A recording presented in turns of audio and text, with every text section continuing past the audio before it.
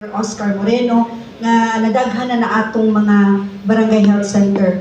Puhol og madamlag kung tagagigayon o buligan sa katawan atong tagagigayon nga madaghanan pa nato ang atong barangay health center sa atong matag barangay. Ikaduha, ang atong mga tambal mismo sa atong matag barangay kulang gyud kaayo labi na sa katong mga nay mga high blood, nay mga diabetic. Importante kaayo na kay karon mismo atong tambal dili kayo ing anak kadaghan. Pero puhol og madamlag kung kita tagagigayon kung buligan sa katawan atong iduso sa konseho nga madaghanan pa nato ang atong tambal matag barangay. Daghang salamat una. Ilang penaltihan puhol kung inyong tabangan ng mga daog sa usa ka city councilor ninyo dili sa Cagayan de Oro City. Makahay ko tabang kaninyong inyong ipadaog of one of your 8 city councilor dili sa Cagayan de Oro City. Napuro ko katuig sa laing nasod ng trabaho.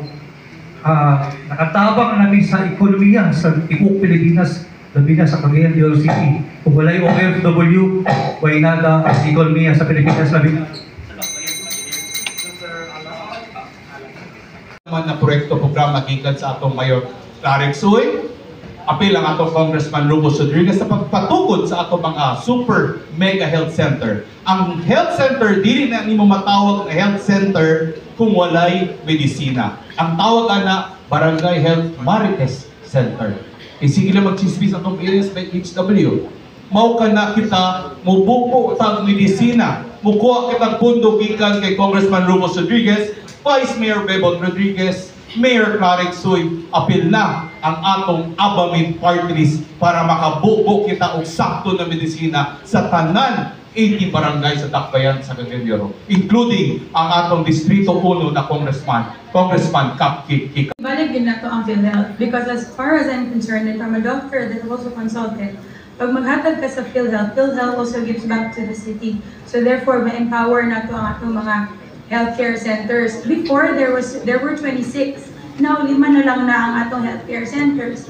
And also, as part of the legislative body or as part of the council, isa sa pinakamaayo unta, and I hope it can and it may happen, na ay active participation sa deliberation sa budget hearing sa tibuok tuig ang tanan city council, that we've given enough time and opportunity to actually check the budget that should be for the healthcare sa ato sa Dakbayan.